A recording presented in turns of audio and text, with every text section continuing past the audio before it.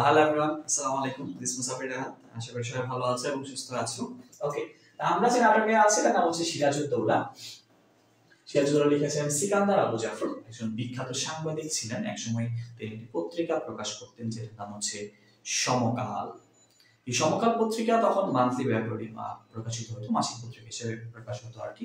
এখন যে সমকাল আছে এটা না, তখন যে সমকালটা ছিল। তো তার জন্ম সাতক্ষীরায়। সমকালের ভিত্তিতে দুইটা পত্রিকাতে কাজ করেছেন।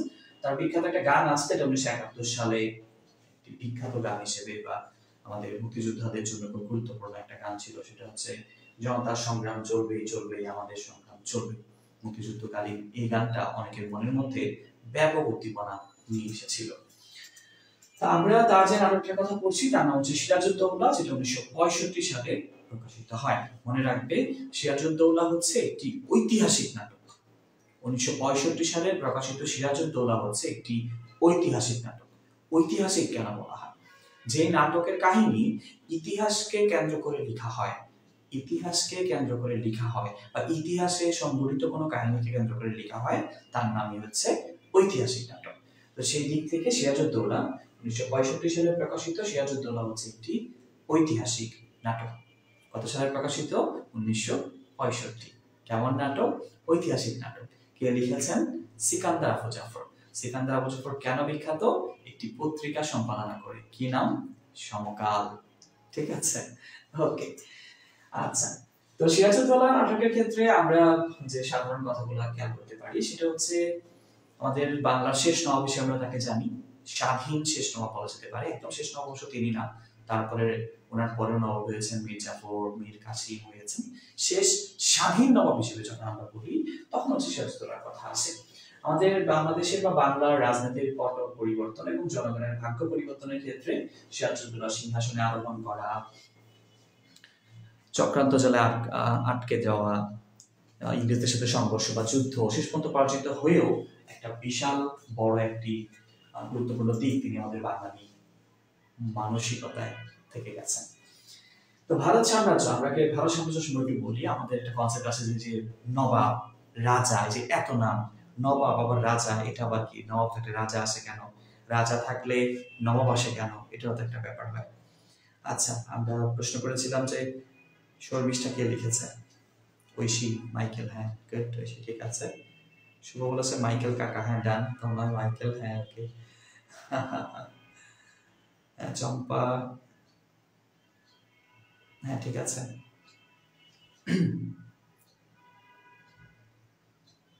গুড। বাংলা সাহিত্য প্রথম সাধারণ শর্মিষ্ঠা, যেটা লিখেছেন হচ্ছে মাইকেল মধুসূদন দত্ত। আচ্ছা, ঠিক আছে। তো ভারত সাম্রাজ্যের কথা আমরা বলি। পুরো ভারত সাম্রাজ্য শাসন করা হয় হচ্ছে দিল্লি থেকে। তো দিল্লির যিনি মসনদে বসেন বা দিল্লি সিংহাসনে যিনি বসেন তাকে বলি আমরা বাদশাহ। তো এই হচ্ছে পুরো ভারতবর্ষ। এই পুরো ভারতবর্ষের যিনি হেড, পুরো ভারতবর্ষ যিনি দেখেন তাকে বলি আমরা বাদশাহ। তো ভারতবর্ষে তো ছোট ছোট অনেকগুলো রাজ্যে বিভক্ত। তো এই বাদশার আন্ডারে যে সকল মানুষ এক একটা রাজ্য পরিচালনা করেন, রাজ্যের প্রধান, তাকে বলা হয় নবাব। এখন প্রত্যেকটা রাজ্যে তো আবার ছোট ছোট শহর আছে। এই শহরগুলো যারা দেখাশোনা করে নবাবের আন্ডারে থেকে, এই প্রদেশের হেড হচ্ছে নবাব। নবাবের আন্ডারে থেকে বিভিন্ন শহরের যে হেড তাদেরকে বলা হয় রাজা। সো আমরা যদি এটা পড়তে যাই, এটা সমস্যা আমি দেখেছি কলেজে পড়াতে গিয়েও বা বাচ্চাদের পড়াতে গিয়েও দেখেছি, রাজা নবাব নিয়ে একটু ঝামেলা করে ফেলে। খেয়াল করো, রাইট নাও পুরো ভারতবর্ষের যিনি প্রধানমন্ত্রী তিনি হচ্ছে নরেন্দ্র মোদী। প্রত্যেকটা রাজ্যে দেখবা যে আলাদা আলাদা মুখ্যমন্ত্রী আছে। আবার ওই মুখ্যমন্ত্রীদের আন্ডারে প্রত্যেকটা জেলায় একজন হেড আছে, প্রত্যেকটা সিটি কর্পোরেশনের হেড আছে। ওকে, এরকম আর কি। তো পুরো ভারতবর্ষের যে হেড তাকে বলা হয় বাদশাহ। বাদশার আন্ডারে যে শাসক থাকে তাকে বলা হয় নবাব। আর নবাবের আন্ডারে প্রত্যেকটা নগর বা শহরের যে হেড তাকে বলা হয় রাজা। ঠিক আছে, তাহলে বাদশার আন্ডারে হচ্ছে নবাব, নবাবের আন্ডারে হচ্ছে রাজা। ওকে, তো বাংলার নবাব বলতে আমরা আসলে নবাবী শাসনটা পেয়েছি 1706 সাল থেকে। এই 1706 থেকে আমরা নবাবী শাসনটা পেয়েছি। তো প্রথম নবাব ছিলেন মুর্শিদ কুলি খান। এগুলো আমাদের মনে রাখা লাগবে না, জাস্ট এই কনসেপ্টটা একটু দেখো যে আলীবর্দী খানের পরে আসছে সিরাজউদ্দৌলা। এটা সরাসরি আমরা জানি যে নানার কাছ থেকে পেয়ে গেছেন আর কি। আচ্ছা, তো আমরা আলিবর্দী খানের কনসেপ্ট যদি একটু দেখি, আলিবর্দী খান খুব ভালো একজন নবাব ছিলেন। তিনি আসলে আস্তে আস্তে সামনের দিকে গিয়েছেন। প্রথমে সৈনিক ছিলেন, তারপর সেনাপতি হয়েছেন, তারপর কোষাধ্যক্ষ হয়েছেন, তারপরে নবাব হয়েছেন। অবশ্য তিনি নবাব বংশ পরম্পরায় হননি। তিনি হচ্ছেন তখন যে নবাব ছিল, তিনি কোষাধ্যক্ষ থাকার সময়, সেনাপতি থাকার সময় ওই নবাবের সাথে যুদ্ধ করে নবাবকে হারিয়ে তিনি নবাব হয়ে যান, বংশ পরম্পরায় না, নবাবকে হত্যা করে নবাব হন। তো তার কনসেপ্ট ছিল যে তিনি হয়তো তার সন্তানদের মধ্যে কাউকে দিয়ে যাবেন নবাবি, কিন্তু ঝামেলা হচ্ছে ওনার তিনটা সন্তান, তিনটাই হচ্ছে মেয়ে। একটা হচ্ছে মেহেরুন্নেসা, একটা হচ্ছে শাহ বেগম, যদিও ইতিহাসে তার কথা পাওয়া যায় না, আর তৃতীয় মেয়েটার নাম হচ্ছে আমেনা বেগম। মেহেরুন্নেসা, শাহ বেগম এবং আমেনা বেগম। কিন্তু ঘোষিনী বেগম কই, তাই না? ঘোষিনী বেগম কোথায়? আমরা তো জানি যে তার বড় মেয়ের নাম ঘোষিনী বেগম, বাট আমি তো বললাম তার বড় মেয়ের নাম হচ্ছে মেহেরুন্নেসা। তাহলে ঘোষিনী বেগম কি হারায় গেল?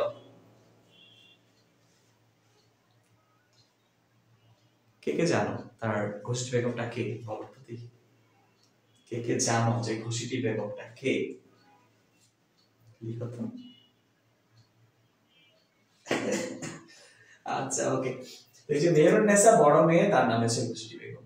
ওকে, আচ্ছা। তো ঘোষিনী বেগমের খুব ইচ্ছা ছিল সাম্রাজ্য পাওয়ার। সে নবাব তো হতে পারবে না, নবাবের স্ত্রী হবে বা তার স্বামী নবাব হবে, এরকম একটা ইচ্ছা ছিল। অথবা তার স্বামী যেহেতু হচ্ছে না, তার সন্তানদের মধ্যে কেউ হবে। কিন্তু ঘোষিনী বেগম ছিল নিঃসন্তান, তার কোনো সন্তান ছিল না। তো তিনি একটি পালক পুত্র নেন, তার নাম ছিল শওকতজং। শওকতজং হচ্ছে ঘোষিনী বেগমের, ইতিহাসে যাকে আমরা ঘোষিনী বেগম নামে জানি, তার পালক পুত্র। অপরদিকে আমেনা বেগম, আমেনা বেগমের তিনটা ছেলে, ইকরাম, মুরাদ এবং সিরাজ। তো সিরাজ হচ্ছে ছোটবেলায় মেহেরুন্নেসার কাছেই মানুষ হয়েছে, যেটা হয় আর কি, যে বড় খালা হয় মেহেরুন্নেসা বা ঘোষিনী বেগম, বড় খালার কোনো সন্তান নাই বলে বড় খালা ঘোষিনী বেগম সিরাজকে খুবই ভালোবাসতো বা আদর স্নেহ করতো। কিন্তু সাম্রাজ্যের চিন্তায় বা প্রাসাদ ষড়যন্ত্রের জন্য একটা সময় দূরে সরে যাচ্ছে। নবাব সিরাজ খুবই ভালো লোক ছিলেন, নিঃসন্দেহে ভালো লোক থাকারই কথা। তো মানুষ হয়েছেন খালা ঘোষিনী বেগমের কাছে, নবাব আলীবর্দীর খুব কাছের মানুষ ছিলেন। এবং সিরাজ সম্পর্কে যে আমরা বলি যে সিরাজ সেও কিন্তু যোদ্ধা ছিলেন, সেনাপতি মানে সেনা প্রধান না, সেনাপতি মানে হচ্ছে অনেকগুলা সৈনিকের প্রধান আর কি, অনেকগুলো সৈনিকের প্রধানকে সেনাপতি বলা হয়। আর সকল সেনাপতি যে তাকে বলা হয় সেনা প্রধান। তো সেই দিক থেকে সিরাজউদ্দৌলা তিনি হচ্ছেন আলীবর্দী খানের খুব পছন্দের মানুষ ছিল, এবং আলীবর্দী খানের সময় যে যুদ্ধই হয়েছে সিরাজউদ্দৌলা তাতে অংশ নিয়েছিল। আচ্ছা, এবং ছিলেন খুবই রাগী এবং ক্ষমাশীল। খুবই রাগী এবং ক্ষমাশীল বলছে এই কারণে যে তিনি একটা সময় কিন্তু বুঝতে পেরেছিলেন যে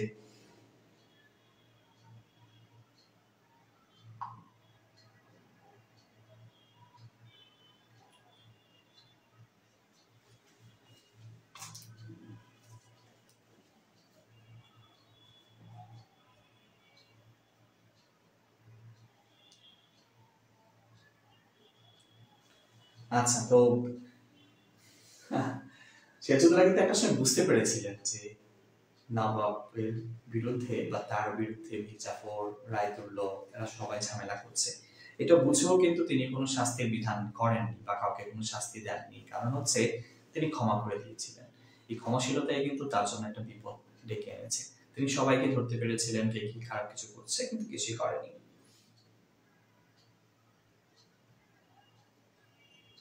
আচ্ছা, ওকে, আমি কমেন্ট করছি অনেকক্ষণ ধরে। আচ্ছা, ঠিক আছে। মোহাম্মদ সৈকত আনস দিব, কিসের আনস দিব? বাংলা সেকেন্ড পেপার কোন রাইটারের বই কিনলে ভালো হবে? বাংলা সেকেন্ড পেপার বই তুমি আসলে পড়বা না। তুমি কেন, এটা কোনো পোলাপানি বাংলা সেকেন্ড পেপার বই পড়ে না। তো তুমি যে কোনো একটা বই কিনে ফেলো, লিখবা তো নিজের মতোই। বাংলা সেকেন্ড পেপার কোনোটাই তুমি বই দেখে লিখবা না। আমি হয়তো কিছু সিস্টেম টিস্টেম শিখিয়ে দিব, যেগুলো লাগে এগুলোর পিডিএফ হয়তো আমরা দিয়ে দিব। ও তুমি হচ্ছে খুব অর্ধেক থেকে কিছু ইমোজি দিয়েছিল, এগুলো মানে গালিগালাজ বুঝায়। আচ্ছা, গালিগালাজ করেছিল, কোনো সমস্যা নেই। আচ্ছা প্রীতি, আচ্ছা, থ্যাংক ইউ। আচ্ছা, ঠিক আছে, সাউন্ডটা আমি চলো ঠিক করে ফেলবো। যেটা আগেও বলেছি, আবার একটু মনে করাই। দুইটা কনসেপ্ট, একটা হচ্ছে যে আমি আসলে অসুস্থ, গলা ভাঙা। দুই, এটা তো আমাদের প্রথম ক্লাস আর কি, মানে এই ডিজিটাল বোর্ডে আমি প্রথম ক্লাস নিচ্ছি, সাউন্ডের ব্যাপারটাও আমি হয়তো এখনো ক্লিয়ার করতে পারছি না। প্রথমে একটু ভালো ছিল, ভাবলাম হয়ে যাবে আর কি। সাউন্ডটা ইনশাল্লাহ পরে আমি ঠিক করে নিব আবার। এখন কি মোটামুটি ঠিক আছে? মোটামুটি শুনতে পারো কিনা একটু কষ্ট করে শোনো। নেক্সট টাইম আমি ইনশাল্লাহ সাউন্ডের জন্য যথেষ্ট ভালো কিছু নিয়ে আসবো। হ্যাঁ, আর্নব সিদ্দিক, হ্যাঁ শাহিন কলেজে শাহাদাত স্যার আমার খুব ভালো পছন্দের মানুষ ছিলেন। ওকে, আমি ওখানে ছিলাম তো শাহিন কলেজে। আচ্ছা, আমরা এবার একটু চাই সিরাজের কাছের এবং দূরের মানুষ সম্পর্কে আমাদের একটু জানা দরকার, কারণ আমরা যখন চরিত্রগুলো পড়ি তখন চরিত্রগুলো কোনটা কি চরিত্র, কোন কিভাবে আসছে না আসছে, এই ব্যাপারগুলো কিন্তু আমাদের জন্য একটা গুরুত্বপূর্ণ ভূমিকা পালন করে। তো সেই ক্ষেত্রে আমরা যদি সিরাজের কাছের দূরের মানুষগুলোর কথা একটু বলি, প্রথমে দূরের মানুষের কথাই বলি। প্রধান সেনাপতি, প্রধান সেনাপতির পোস্টের নাম হচ্ছে সিপাহ সালার। এটা আমরা একটু খেয়াল রাখবো যে সিপাহ সালার হচ্ছে একটা পোস্টের নাম, যে প্রধান সেনাপতি বা সেনাপ্রধান তাকে বলা হয় সিপাহ সালার। এটা হচ্ছে মীর জাফর আলী খান। এবং সিরাজউদ্দৌলার খুব বিশ্বস্ত সেনাপতির নাম হচ্ছে মোহনলাল এবং মীর মর্দান। তোমরা দেখবে যে পড়ার সময়, বা তোমরা তো আগে দেখেছো বা না দেখলেও খেয়াল করো, এই মোহনলাল এবং মীর মর্দান সিরাজ যে কাজে করেন এই মোহনলাল এবং মীর মর্দানকে সবচেয়ে বেশি দায়িত্ব দেন। যত গুরুত্বপূর্ণ কাজ আছে বা বিশ্বস্ত কাজ আছে এই দুজনকেই দায়িত্ব দেন। তিনজন রাজাকে পাই আমরা, রাজা রাজবল্লভ, রায়দুল্লভ এবং মানিক চাঁদ। তিনজনই খুব খারাপ ব্যক্তি, এরা নবের বিরুদ্ধে কাজ করেছে। একজন বিশ্বস্ত গুপ্তচর আছে সিরাজের, তার নাম হচ্ছে নারায়ণ সিং। আমরা তার একটা ছদ্মনাম পাই, যে ছদ্মনামে সে গুপ্তচর বৃত্তি করে বেড়ায়, সেই নামটা হচ্ছে রাইসুল জোহালা। রাইসুল জোহালা মানে হচ্ছে জাহিলদের সর্দার, জাহিল মানে খারাপ আর কি। সো রাইসুল জোহালা মানে হচ্ছে জাহিলদের সর্দার বা জাহিলদের নেতা। তার আসল নাম হচ্ছে নারায়ণ সিং এবং সে হচ্ছে নবাব সিরাজের খুব কাছের একজন গুপ্তচর।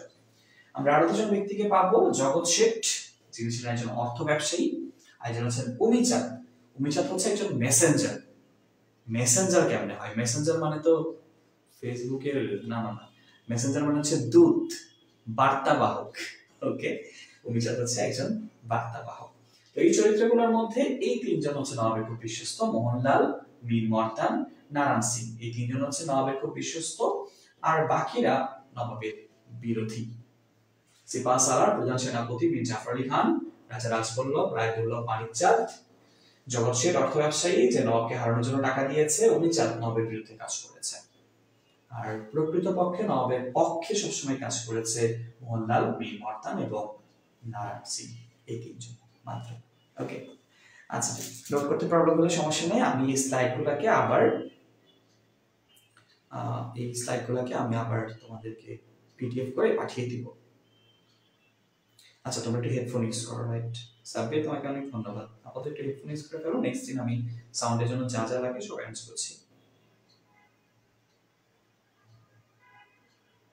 হ্যাঁ, মাহিয়া, ইয়াসমিন, হ্যাঁ এগুলো পাবে। তো আমি পিডিএফ করে, মানে আমরা যে স্লাইডগুলো পড়াচ্ছি, এটা না অনেকগুলো স্লাইড পড়াবো আজকে, সবগুলো দিয়ে দিব ইনশাআল্লাহ। ওকে,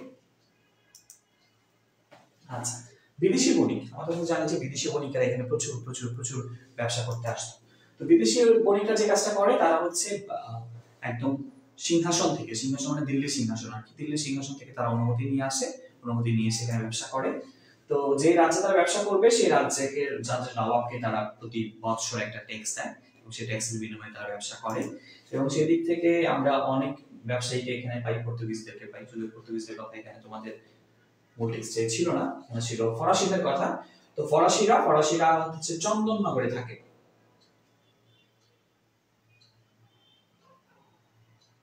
ওকে, ফরাসিরা হচ্ছে চন্দননগরে থাকে, মানে চন্দননগরে ফরাসিরা ব্যবসা করে। আর ইংরেজরা ব্যবসা করে সবচেয়ে বেশি জায়গায়। এরা হচ্ছে একটা কোম্পানির অংশ, কোম্পানির নাম হচ্ছে ইস্ট ইন্ডিয়া কোম্পানি। এরা কলকাতায় ব্যবসা করছে, কাশিম বাজারে ব্যবসা করছে, মাদ্রাজে ব্যবসা করছে, কর্ণাটকে ব্যবসা করছে। এটা বলে রাখা ভালো, এই মাদ্রাজ এবং কর্ণাটক এই দুইটা জায়গায় এরা ব্যবসা করতে করতে ওই দুইটা রাজ্য দখল করে ফেলেছে। তো মাদ্রাজ এবং কর্ণাটক যেহেতু ইংরেজরা দখল করে ফেলেছে, এটা নবাব সিরাজ জানার সাথে সাথেই তার আসলে ভয় শুরু হয়, ইংরেজদের প্রতি রাগ শুরু হয়। তারা ব্যবসা করতে আসছে, তারাই করছে না কেন? আচ্ছা, ইংরেজদের প্রতি নবাবের রাগ হচ্ছে টোটাল 5টা কারণে। আমরা জানি যে, তোমরা তো মনে রাখবা যে ইংরেজদের সাথে নবাবের যুদ্ধ হয় 2টা, একটা না। 1757 সালে তার পলাশী যুদ্ধ হয়। এর আগে 1756 সালে একটা যুদ্ধ হয়, যেটা হচ্ছে কলকাতা যুদ্ধ। তো নবাব যে বছর সিংহাসনে আরোহণ করেন ওই বছরই 1756 সালে, তখন ইংরেজের সাথে প্রথম যুদ্ধটা হয়। সরি, আখি বইটা কি পড়াবো কিনা? হ্যাঁ, তাকানো বই দেখে পড়ানো হবে তোমাদেরকে। হ্যাঁ, আচ্ছা। তো প্রথম সমস্যা হচ্ছে বা প্রথম রাগ করার বিষয় হচ্ছে তার নতুন নবাব যখন হয়, নতুন নবাবকে তাকে উপহার পাঠায়নি। কাশিম বাজার কুটিতে অস্ত্র আমদানি করে এবং মজুত করেছে। কাশিম বাজার কুটি ওখানে হচ্ছে ইংরেজরা অস্ত্র আমদানি করছে, যেটা আমদানি করার কথা পণ্য, অস্ত্র আমদানি করছিল এবং অস্ত্র রিজার্ভ করছিল। এটা নবাবের খুব খারাপ লাগে। কলকাতার ফোর্ট উইলিয়াম দুর্গ সংস্কার করেছে এবং প্রাচীর নির্মাণ করেছে। মানে কলকাতায় তাদের যে সবচেয়ে বড় বিল্ডিংটা যেখানে ইংরেজরা স্টে করে, এখানে প্রাচীরটা বিশাল বড় করে বানিয়েছে, এত বড় যে বাইরে থেকে দেখার কোনো উপায় নেই। তো নবাবের সন্দেহ আরো বাড়ে যে এত বড় করবে কেন, কি এমন আছে বা কি এমন দরকার এটা। রাজকোষের টাকা চুরি করে কৃষ্ণবল্লভ, রাজবল্লভের ছেলে, এবং চুরি করার পরে নবাব তাকে গ্রেফতারের আদেশ দেয়, কিন্তু কৃষ্ণবল্লভকে আশ্রয় নেয় ইংরেজদের কাছে। ইংরেজদেরকে নবাব তখন চিঠি পাঠায় উমিচাঁদকে দিয়ে যে ও আমার কয়েদি কৃষ্ণবল্লভ, তাকে পাঠিয়ে দাও। ইংরেজরা তো কৃষ্ণবল্লভকে ছাড়েই না, তার কাছ থেকে টাকা পয়সা খেয়ে নবাবকে এমন ভাবে চিঠি লিখে যে সে আমাদের এমনি থাকবে, আমরা পাঠাবো না, আপনি যা মন চাই করেন। তো এটা শুনে তো নবাবের খুবই রাগ হয়, এবং এই 5টা কারণেই মূলত নবাবের সাথে ইংরেজের প্রথম যুদ্ধ হয়। প্রথমত খেয়াল করো, নবাবকে উপহার না পাঠানো, কাশিম বাজার কুটিতে অস্ত্র আমদানি করা, ফোর্ট উইলিয়াম দুর্গ সংস্কার করা, কৃষ্ণবল্লভকে আশ্রয় দেয়া এবং তার কাছ থেকে ঘুষ নিয়ে নবাবকে খুব উগ্র ভাষায় চিঠি লেখা। এই 5টা কারণে নবাবের সাথে ইংরেজদের প্রথম যুদ্ধটা হয়। শাহরুল বাড়িয়া দাঁড়ানো পিডিএফ কই পাও? গ্রুপে পেয়ে যাবা, গ্রুপে আপলোড করা হবে, ঠিক আছে। আচ্ছা, ওকে। শুরু হয় কলকাতার ফোর্ট উইলিয়াম দুর্গের যুদ্ধ। এটা হচ্ছে ফোর্ট উইলিয়াম দুর্গ, না আমি তখন ছিলাম না, এই ছবি হচ্ছে কালেক্ট করা আর কি। সো ইংরেজদের যে প্রধান তার নাম হচ্ছে রজার ড্রেক। প্রথম দিকে ইংরেজদের প্রধান ছিল রজার ড্রেক, এবং এই রজার ড্রেকই হচ্ছে কৃষ্ণবল্লভকে আশ্রয় দিয়েছে এবং নবাবকে উপহাসে চিঠি দিয়েছে। আচ্ছা, তো শুরু হলো কলকাতার যুদ্ধ। কলকাতার যুদ্ধ হচ্ছে, যুদ্ধে আমরা দেখতে পারি যে রজার ড্রেক সে পালিয়ে গেছে, নিজের অবস্থা খুব খারাপ ছিল। তো রজার ড্রেক পালিয়ে যাওয়ার পরে ক্যাপ্টেন ক্লেটন যুদ্ধের নেতৃত্ব দিচ্ছিলেন। সেখানে আমরা দেখতে পেয়েছি যে অনেক বাঙালি যোদ্ধা আছে, এর মধ্যে ওয়ালি খান ছিল। মনে রাখবে যে এই জায়গা থেকে ক্যাপ্টেন ক্লেটন সবাইকে ইন্সপায়ার করছে, হ্যাঁ ভিক্টোরিয়ার ডেথ, ভিক্টোরিয়ার ডেথ, তোমরা বাঙালিরা তোমরা যুদ্ধ করো, তোমরা যুদ্ধ করো। এখান থেকে আমাদের নাটকটা শুরু হয়েছে। এর আগে যেগুলো বলেছি এগুলো তো নাটক ছিল না, জানার জন্য বলেছি যাতে করে তোমাদের ভবিষ্যতে ভালো কাজে লাগে। আচ্ছা, তো ওয়ালি খান যুদ্ধ করে ইংরেজদের হয়ে, ক্লেটনও যখন পালিয়ে যায়, মানে রজার ড্রেকও পালিয়ে গেছে, ক্লেটনও পালিয়ে গেছে, তখন ইংরেজ ডাক্তার হলওয়েল তখন যুদ্ধ পরিচালনার দায়িত্ব নেয়। ওকে, আচ্ছা, যুদ্ধের ফলাফল ইংরেজ আসলে হেরে যায়। হেরে যাওয়ার পরে নবাব তাদেরকে বের করে দেয় ইয়ে থেকে, কলকাতা থেকে আউট করে দেয়। কলকাতা থাকার তোমাদের কোনো অধিকার নেই, তোমরা বাতিল, সবাইকে বিদায় করে দেয়। এবং ইংরেজ প্রধান ওয়াটস, ইংরেজদের যে একজন প্রতিনিধি ওয়াটস, এই ওয়াটসের সম্পর্কে বলে রাখা ভালো, কাশিম বাজারে সে হচ্ছে হেড, যে কাশিম বাজারে তার অস্ত্র আমদানি করছিল, সেই কাশিম বাজার কুটি দিয়েছিল ওয়াটস, তাকে কাশিম বাজার কুটি পুড়িয়ে দিয়ে তাকে গ্রেফতার করে নবাবের সিংহাসন মুর্শিদাবাদে নিয়ে আসা হয়। আচ্ছা, তো কলকাতার নতুন নাম হয় আলীনগর, নতুন রাজা হয় মানিকচাঁদ। এটা মনে রাখবো যে কলকাতার যুদ্ধে নবাব জয়ী হয়, ইংরেজদেরকে তাড়িয়ে দেয় বাংলা থেকে, বাংলা তখন ফুললি ইংরেজ মুক্ত। কলকাতার নতুন নাম হয় আলীনগর এবং নতুন নাম হয় মানিকচাঁদ। ঝামেলা কিন্তু শেষ হয়ে গিয়েছিল, ইংরেজদেরকে বিদায় করে দিয়েছে। ওয়াও, ইংরেজরা তখন কোথায়? ইংরেজরা তখন পালিয়ে একটা জাহাজে আছে, এই জাহাজটা হচ্ছে ফোর্ট উইলিয়াম জাহাজ, ভাগীরথী নদীর তীরে। ফোর্ট উইলিয়াম জাহাজ ভাগীরথী নদীর তীরে, এখানে ইংরেজরা এখন আশ্রয় নিয়েছে, পালিয়ে যাবে। এখন তারা অপেক্ষা করছে যদি কেউ তাদেরকে সহায়তা করতে আসে। ইংরেজদের অবস্থা খুবই কাহিল, কারণ তাদের খাবার দাবার কিছুই নেই। ভাগীরথী নদীর তীরে কোনো রকমে তারা লুকিয়ে আছে, সেখানে কেউ খাবার পাচ্ছে না টুকটাক। বা বাঙালিদের মধ্যে একটা সমস্যা ছিল আসলে, অনেক নবাব তো না করে দিয়েছে ইংরেজদের কাছে কেউ খাবার বিক্রি করবে না, ইংরেজরা না যাওয়া পর্যন্ত ইংরেজের কোনো শান্তি থাকতে দিবে না। কিন্তু অনেক বাঙালিরা বেশি টাকার বিনিময়ে খাবার দিয়েছে। আমাদের প্রথম সব আর কি, বেশি দাম দিয়ে পেলে আমরা নিজেরা কেমন পেয়েছে। আচ্ছা, ঠিক আছে। তো তাদের অভাব খুব শোচনীয় ছিল। দুজন সৈনিক কিলপ্যাট্রিক এবং হেরির সাথে ড্রেক, যিনি ইংরেজ প্রধান, তার সাথে কথা কাটাকাটি হচ্ছিল। তখন আমরা উমিচাঁদের আসল চরিত্রটা পাই, এটা একটু মন দিয়ে শুনবে। উমিচাঁদ খুব ইম্পর্টেন্ট কোনগুলা, রেড মার্ক করাগুলো বেশি ইম্পর্টেন্ট। আচ্ছা পিডিএফ পেয়ে যাবে, টেনশন নিও না। তো উমিচাঁদ যে কাজটা করে সে হচ্ছে ইংরেজদেরকে আবার বাংলায় আসার পথ খুলে দেয়। সে মানিক চাঁদের সাথে পরামর্শ করে 17,000 টাকা টোটাল মোট 17,000 টাকার বিনিময়ে ইংরেজদেরকে আবার কলকাতায় আসার অনুমতি পাইয়ে দেয়। আমাদের মনে হতে পারে যে অনুমতি পাইয়ে দিয়েছে কেন, বুঝছি টাকার বিনিময়ে। উমিচাঁদ তো টাকা ছাড়া কিছু চেনে না, শুধু উমিচাঁদ না, যে যতগুলো বিরোধী শক্তি আছে নবাবের বিরুদ্ধে সবাই টাকা ছাড়া কিছু চেনে না, সবাই টাকা দরকার, আর্থিক প্রলোভন ছিল। তোমাদের স্যার সবাই তো সিংহাসনের প্রলোভন ছিল না, সবার সিংহাসনের প্রলোভন তো ছিল না, মীর জাফরের ছিল, কিন্তু অন্যদের তো সিংহাসনে বসার কোনো উপায় নাই, সবাই খালি ক্ষমতা, টাকা ছিল, টাকা ছিল। তো উমিচাঁদের চিঠির মাধ্যমে তারা 17,000 টাকার বিনিময়ে আবারও অনুমতি পায় কলকাতায় ফিরে আসতে। মনে হতে পারে যে সিরাজ অনুমতি দিল কেন? সিরাজকে সবাই মিলে বুঝিয়েছে যে ইংরেজ থাকলে আমাদের লাভ, কেমন লাভ, এরা আমাদেরকে বাৎসরিক ট্যাক্স দেয়, এটা দিয়ে আমাদের অনেক উপকার হয়। নবাব তাদের কথা শুনে অনুমতি দিয়েছে। একটা শর্ত ছিল যে ইংরেজদেরকে তদারকি করবে মীর জাফর, রাজগোল্লাপরা সবাই, যাতে করে ইংরেজরা কখনো কারো কোনো ক্ষতি না করে। এই শর্তে এদেরকে অনুমতিটা দেওয়া হয়। তো অবশেষে তারা দেখতে পায় 5টা জাহাজ আসছে। এই 5টা জাহাজ নিয়ে মাদ্রাজ থেকে আসে লর্ড ক্লাইভ। 5টা জাহাজ নিয়ে মাদ্রাজ থেকে লর্ড ক্লাইভ আসেন বাংলায়।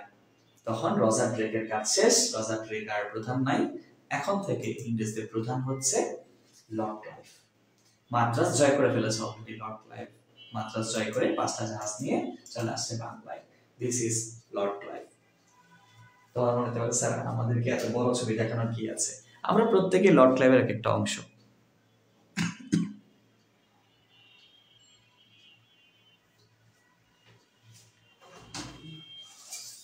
আমরা প্রত্যেকে হচ্ছে একজন লর্ড ক্লাইভ।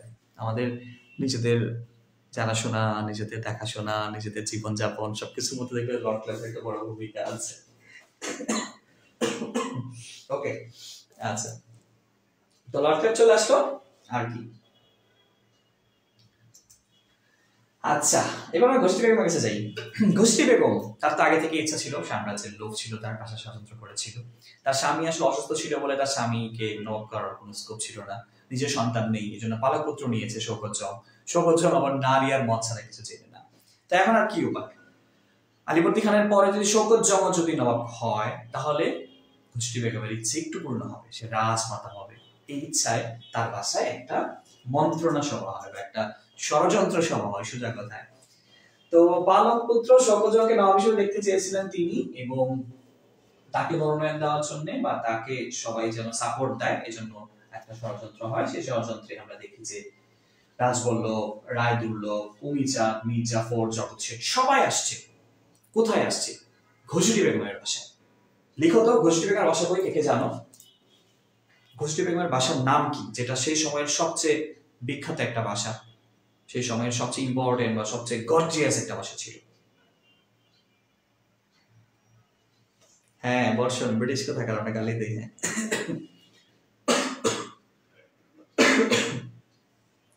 ঘোষটি বেগমের বাসার নাম কি বলো কি, কে জানো? খুবই গুরুত্বপূর্ণ একটা নাম এবং খুব ইন্টারেস্টিং একটা নাম, শুধু গুরুত্বপূর্ণ না, খুবই ইন্টারেস্টিং একটা নাম।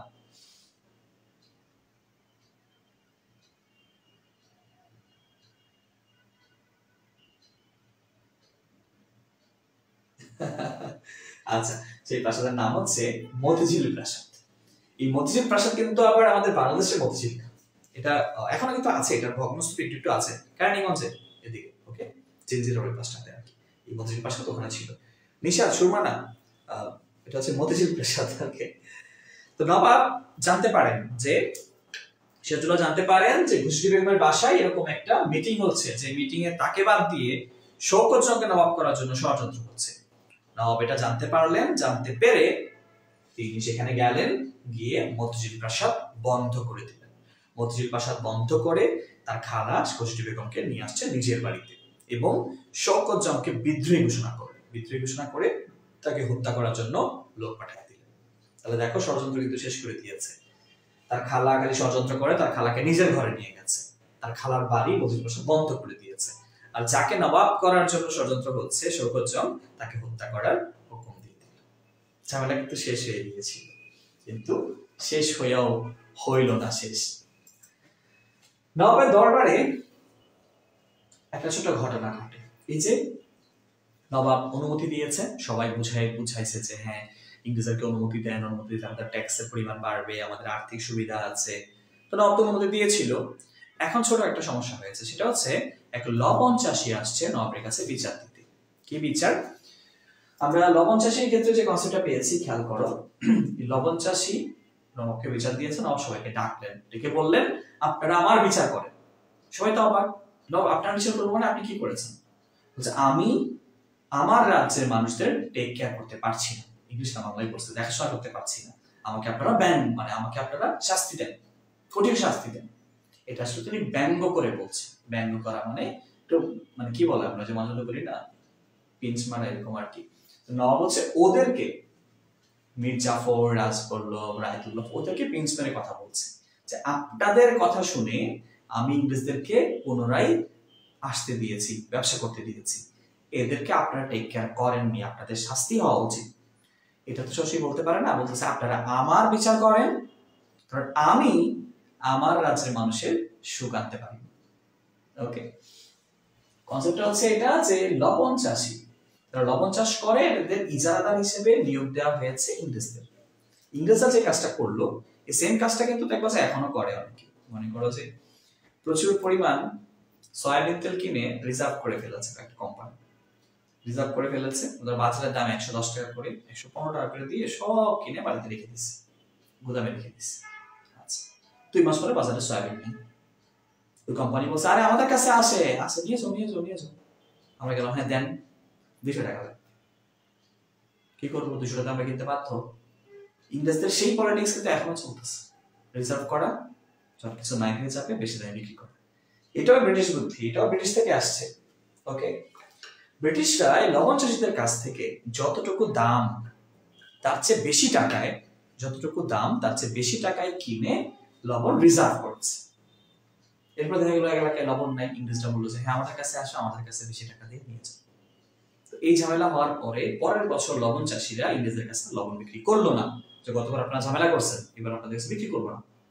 ইংরেজরা বলছে বিক্রি করতেই হবে, চাষিরা বলছে করবো না।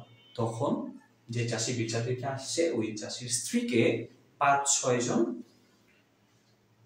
ইংরেজ সৈনিকরা আর কি তাকে রেপ করেছে এবং ওই কৃষককে দেখতে বাধ্য করেছে, লবণ চাষিকে দেখতে বাধ্য করেছে। লবণ চাষি যখন চোখ বন্ধ করে না দেখবো না, তখন তার হাতের নখ দিয়ে খেজুরের কাঁটা ঢুকিয়ে দিয়েছে, এরকম টর্চার করেছে। এত সাহস ইংরেজরা পেল কোথায়? পেয়েছে ওই যে নবাবের কর্মচারীরা তাদের হাতে আছে, তাই। তো লবণ চাষি যখন এই বিচার দিয়েছে, নবাব তখন ব্যঙ্গ করে ওদেরকে বলেছে যে আমার বিচার করেন, আমি আমার চাষিদের, আমার জনগণকে আমি শান্তি দিতে পারছি না। তো তখন সবাই বুঝতে পারে যে নবাব তাদেরকে আসলে স্ল্যাশ করে দিয়ে বা ব্যঙ্গ করে কথা বলছে বা তাদেরকে উদ্দেশ্য করে বলছে। নবাব তখন ওদের প্রতি রেগে যায় যে আপনাদের কথা শুনে আমি তাদের অনুমতি দিয়েছি। তখন সে মোহনলালকে ডেকে ওঠে, মোহনলাল তরবারি বের করে ফেলে। আর মোহনলালের চেয়ে অনেক বড় বড় পোস্ট হচ্ছে মীর জাফরের, রাজবল্লভের, রাজা। মোহনলাল একটা সেনাপতি, রাজা মানে নবাব তো রাগ করে মোহনলাল বলেছে, মোহনলাল তরবারি খুলে ফেলেছে। এটা আবার মীর জাফরের খুব ইগোতে হার্ট করেছে যে ও তো আমার অধীনে একটা, বা আমার নিজের আন্ডারে বা আমার আন্ডারে একটা সেনাপতি, সে আমার সামনে তরবারি বের করে ফেলছে। এটা খুব মাইন্ডে লাগছে। নবাব তখন সবাইকে মাফ করে দেয় যে ঠিক আছে আমি আপনাদেরকে মাফ করে দিলাম। কি করতে হবে? আপনারা সবাই শপথ করেন, প্রমিস করেন আপনারা নবাবের বিরুদ্ধে কোনো কাজ করবেন না। এটাই নবাব সিরাজউদ্দৌলার ভুল ছিল। তিনি কেন ক্ষমা করলেন? ক্ষমা না করে শাস্তি দিলে কিন্তু সব ঠিক হয়ে যেত। এই যে তিনি ক্ষমা করে দিলেন, সবাইকে শপথ করিয়ে, ঝামেলাটা এখান থেকে শুরু হইল। ওকে, আচ্ছা, কি ঝামেলা শুরু হইলো? লর্ড ক্লাইভ শুরু করলো ঝামেলা। এখন আর কারো বাড়িতে মিটিং হয় না, কারণ মিটিং হইলে তো এই যে ঝামেলা ধরা পড়ে যায় কিনা এই ভয় থাকে। এই জন্য মিরনের বাসায় এখন মিটিং হয়। মিরনের বাসায় কেন? মিরনের ভালো লোক তো, ওর বাড়িতে আসলে নারী ছাড়া কেউ আসে না, এই জন্য মিরনের বাড়িতে মিটিং হচ্ছে। কারণ তার বাড়িতে যেহেতু নারী ছাড়া, নর্তকী ছাড়া কেউ আসে না, তাহলে তার বাড়িতে মিটিং করলে কোনো সমস্যা হবে না, এই জন্য তার বাসায় মিটিং হচ্ছে।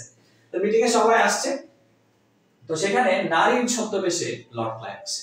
নারীর ছদ্মবেশ কেন? আর লর্ড ক্লাইভকে নবাব খুব চোখে চোখে রেখেছে, ওই যায় না যায় তার পিছনে মানুষ রেখেছে, এই জন্য সে নারী সেজে একসাথে কেউ না দেখে। তো লর্ড ক্লাইভ একটা প্রস্তাব নিয়ে আসে, সেটা হচ্ছে ইংরেজরা নবাবের বিরুদ্ধে কাজ করবে।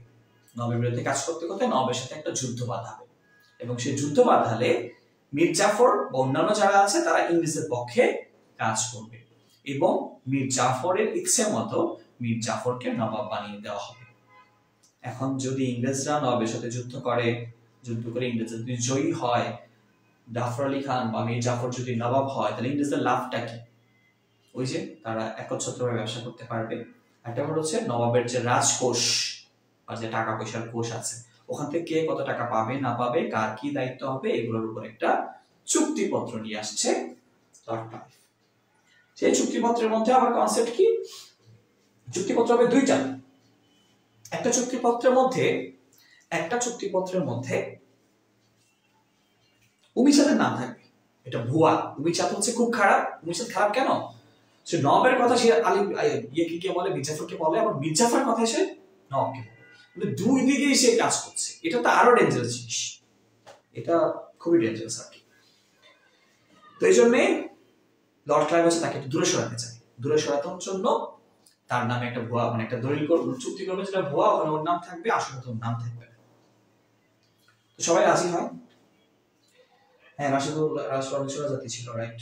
বৃথা, হ্যাঁ, নৃশংসরা খুব বাজে বাজে ইংরেজদের এই যে কনসেপ্ট গুলো আছে না, যে নায়ককে পাওয়ার জন্য নায়িকাকে ধরে নিয়ে আসো, নায়িকার মাকে ধরে নিয়ে আসো, এগুলো তো ইংরেজরা শিখেছে। সাব্বির, হ্যাঁ, নৃশংস ছিল, রাইট। বর্ষণ, ব্রিটিশরা, হ্যাঁ, ব্রিটিশদের অনেক বুদ্ধি তো বাঙালিরা গ্রহণ করেছে, এই জন্যই তো অবস্থা এটাই। হ্যাঁ, এটা শেষ করার পরে আমরা একটা ব্রেক দেবো 10 মিনিটের। লর্ড ক্লাইভের মূল ছিল শাসন ক্ষমতা অর্জন করা, তাই তো? হ্যাঁ, ওর মূল উদ্দেশ্য ছিল আসলে যে বললাম না, লর্ড ক্লাইভ তো এখানে আসছে মাদ্রাজ থেকে, সে মাদ্রাজ দখল করে ফেলেছে অলরেডি। মাদ্রাজ দখল করে তারপরে বাংলায় আসছে, তার টার্গেটই ছিল এটা, কোনো না কোনো ভাবে একটা জয় কিছু পাখি এটা দখল করবে, তার মূল উদ্দেশ্য ছিল এটা আর কি। ওকে, তো চুক্তি হয়ে যায়। চুক্তি অনুসারে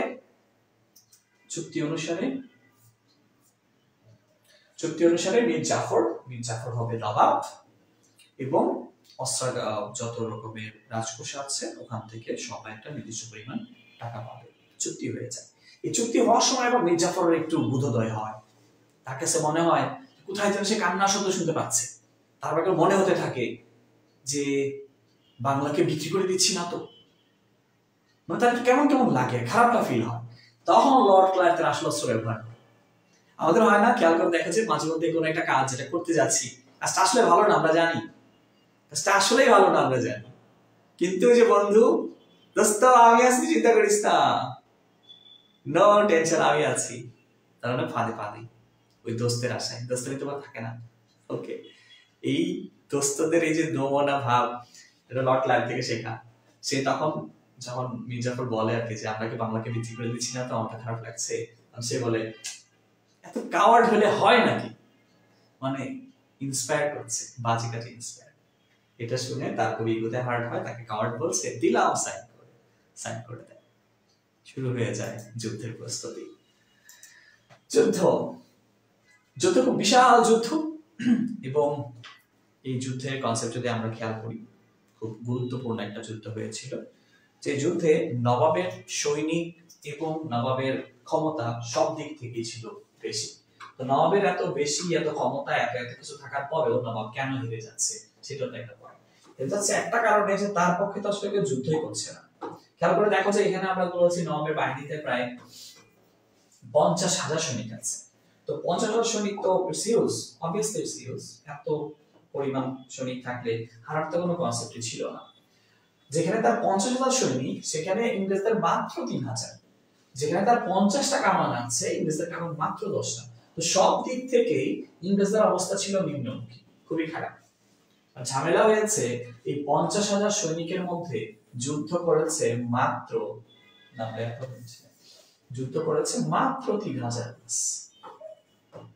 মাত্র 3,000 যুদ্ধ করেছে। তাহলে বাকি 47,000 কই? এই বাকি 47,000 এর দায়িত্ব ছিল মীর জাফরের কাছে। মীর জাফর এদেরকে নিয়ে জাস্ট যুদ্ধক্ষেত্রে দাঁড়িয়েছিল, কোন রকম যুদ্ধ করতে যায়নি। খেয়াল করো, 50,000 সৈনিক যদি হেঁটেও যায়, জাস্ট হেঁটে যাইতো, এই 3000 সৈনিকটা পায়ের নিচে পড়েই মারা যেত। কনসেপ্ট হচ্ছে যে মনে করো এই জায়গাটার নাম হচ্ছে লক্ষ্যবাগ। লক্ষ্যবাগ, এই লক্ষ্যবাগে হচ্ছে ইংরেজরা আশ্রয় নিয়েছে বা ইংরেজরা এই জায়গায় আছে লক্ষ্যবাগে। এই 47,000 সৈনিক এখানে আমরা দাঁড়ায় আছে, এটাকে ঘিরে দাঁড়ায় আছে। তো এই 47,000 সৈনিক যারা এটাকে ঘিরে দাঁড়িয়ে আছে, তারা যদি আক্রমণ করতো এই লক্ষ্যবাগে থাকা 3000 ইংরেজ সৈনিক তো পায়ের নিচে পড়ে মারা যেত। কিন্তু এরা দাঁড়িয়ে আছে, ভাবতে এরকম এরা আসলে ইংরেজদেরকে টেক কেয়ার করছে। এই বাকি 3000 এগুলো হচ্ছে ওই যে মোহনলাল, মীর মর্দান, তারপর একজন ফরাসি বীর আছে সাফরে, বদরে আলী খান, এরা মূলত যুদ্ধগুলা করেছে। তো লক্ষ্যবাগকে কেন্দ্র করে মীর জাফরের এই 47,000 সৈনিক স্ট্যান্ডিং লাইক পিলার্স এই উক্তিটা করেছে সাফরে। সাফরে নওয়াবকে এসে বলছে যে আপনি কাকে দায়িত্ব দিয়েছেন? সে তো জাস্ট দাঁড়ায় আছে, স্ট্যান্ডিং লাইক পিলার্স, পিলারের মতো দাঁড়ায় আছে, যুদ্ধ করছি না। নবাব তো যুদ্ধের মাঝখানে আসলে কিছু করতে পারেন না, যুদ্ধের মাঝখানে তো তিনি চাইলেই একজন সেনাপতি পরিবর্তন করে ফেলতে পারেন না। তবু তিনি বলছেন ঠিক আছে মীর জাফর দাঁড়ায় থাক, মীর জাফর না থাকলেও সমস্যা নাই, তুমি সাফরে তুমি আছো, বদরে আলী আছে, মীর মর্দান আছে, মোহনলাল আছে, আমার সমস্যা হবে না, জিতে যাব। সবাই নিজেদের মতো করে যুদ্ধ করছে, আসলে ভালো যুদ্ধ করছিল, জিতেই যেত। কিন্তু জাফরের আদেশ না দেওয়া সেটা যুদ্ধ করেনি। মোহনলাল, মীর মর্দান, ফরাসি বীর সাফরে এদের বিক্রমে, এদের বীরত্বে ইংরেজরা আসলে কোনটা হয়ে গেছে, ইংরেজদের অবস্থা একদম শেষ। কিন্তু যুদ্ধের কিছু নিয়ম আছে, যেমন ধরো আজানের সময় যুদ্ধ বন্ধ, নামাজ পড়ে সবাই, খাওয়ার টাইম যুদ্ধ বন্ধ, খাবে সবাই। কেন? কিছু থেকে আক্রমণ করা হয় না, আক্রমণের সমানে সমান, সন্ধ্যা হচ্ছে যুদ্ধ বন্ধ। তো যুদ্ধ করছে, হঠাৎ করে বৃষ্টি নামলো। তো যখন বৃষ্টি নামলো তখন মীর জাফর সে আদেশ দিল যে যুদ্ধ বন্ধ। কেন বন্ধ? মীর জাফর কেন আদেশ দিয়েছে? কারণ এটা একটা সাধারণ নিয়মের মধ্যেই পড়ে আর কি, যে যেহেতু বৃষ্টি হচ্ছে, বৃষ্টি হওয়ার জন্য যুদ্ধ বন্ধ থাকবে, মীর জাফর এটা আদেশ দিয়েছে। তো মীর জাফর যেহেতু সেনাপ্রধান, তার আদেশ সবাই শুনেছে, যুদ্ধ বন্ধ করেছে, তাহলে সবাই ফিরে যাওয়ার কথা। কিন্তু ইংরেজরা কাপুরুষের মতো, নবাবের সৈনিকরা ফিরে যাচ্ছে, ইংরেজরা কাপুরুষের মতো পিছন দিক থেকে আক্রমণ করলো। পিছন দিক থেকে আক্রমণ করেছে, এটা কিন্তু কাপুরুষের মতো, পিছন থেকে আক্রমণ করার পরে নবাবের সৈনিকরা ছত্রভঙ্গ হয়ে গেল এবং যুদ্ধে নবাবের অবস্থা খারাপ হয়ে গেল। ওকে, তো এই যদি হয় অবস্থা, তাহলে যুদ্ধ আসলে কেমনে জিতবে, এটা তো একটা ফ্যাক্ট, তাই না? আচ্ছা, ওকে।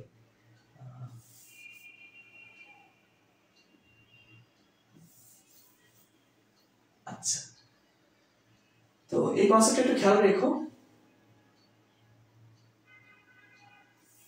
বৃষ্টি নামার পরে যে বিষয়টা হয়েছে এটা খুব ইম্পর্টেন্ট, যে যুদ্ধ অবশ্য ভালোই ছিল, নবাবের কোনো সমস্যাই ছিল না। কিন্তু যখনই আমরা দেখি যে মীর জাফর সে যুদ্ধ বিরতির কথা বলার পরেও ইংরেজরা পিছন থেকে আক্রমণ করেছে, তখনই আসলে অবস্থাটা খারাপ হয়ে গেছে। নবাব সিরাজের পরাজয় হয়, নবাব ফিরে আসে মুর্শিদাবাদে ফিরে আসে হেরে যাওয়ার জন্য না, মুর্শিদাবাদে ফিরে আসে সে পুনরায় শক্তি অর্জন করে আবার যুদ্ধে নামে। তখন সবাই তার কাছে আসে যে হ্যাঁ আমার কাছে সৈনিক আছে, টাকা দেন, আমার কাছে সৈনিক আছে, টাকা দেন। নবাব সবাইকে টাকা দিয়ে দেন, এমনকি তার শ্বশুর ইরিচ খা সেও টাকা নিয়ে যায়, সৈনিক আনবে। কেউ আর টাকা নিয়ে ফিরে আসে না, সৈনিক নিয়ে ফিরে আসে না, সবাই টাকা নিয়ে চলে গেছে, তার শ্বশুর ইরিচ খাও টাকা নিয়ে চলে গেছে। নবাব এখন কি করবে? নবাব তখন পাটনায় যান।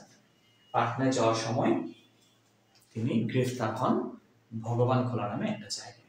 পাটনায় গিয়েছিলাম কিছু শক্তি যদি সংগ্রহ করা যায়, সেই আশায় আর কি। তো মীর জাফর এবং অন্যান্য সভাসদের বেইমানির জন্য যুদ্ধে পরাজয় হয় নবাব সিরাজের। তো গুপ্তচর নারায়ণ সিং তার পরামর্শে মুর্শিদাবাদ চলে এসেছিলেন। যুদ্ধে মীর জাফর মিশে যায় ইংরেজদের সাথে, ইংরেজরা হত্যা করে নারায়ণ সিংকে। তো নবাবের পরিণতি, নবাব শক্তি এবং সাহায্যের জন্য পাটনায় যাচ্ছিলেন, তখন বন্দী করে মীর কাসিম নামে একটা লোক।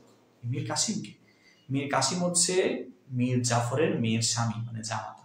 ভগবান গোলায় সে গ্রেফতার হয় এবং গ্রেফতার হওয়ার পরে তাকে এনে বন্দি করে রাখা হয় একটা অন্ধকার কারাগারে এবং তাকে হত্যা করার জন্য লর্ড ক্লাইভ খুব চেষ্টা করে, কারণ মীর জাফর বেঁচে থাকলে সিরাজউদ্দৌলা বেঁচে থাকলে কোনো না কোনো ঝামেলা হবে না মীর জাফরের মনে হচ্ছে, তাই তাকে মারার জন্য সে উঠে পড়ে লাগলো।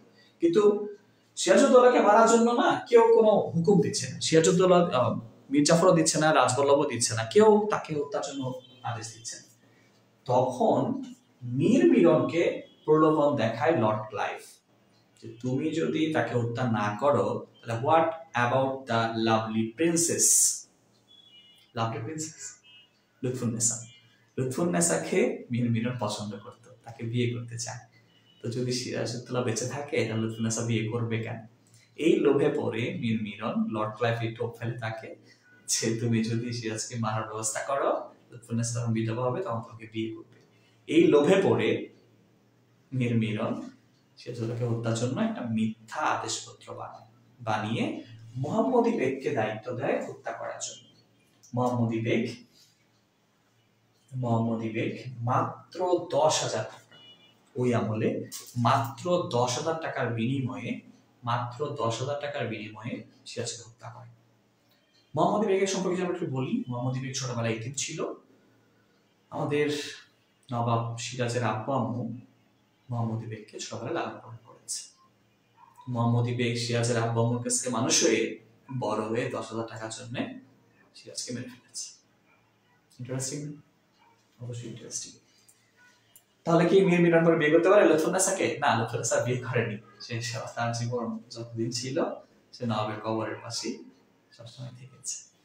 ওকে, আচ্ছা, তো এই ছিল ছোটখাটো কাহিনী। আমরা ছোটখাটো কাহিনী থেকে এবার তোমাদেরকে একটু বড় বড় কাহিনীতে নিয়ে যাই। সিরাজ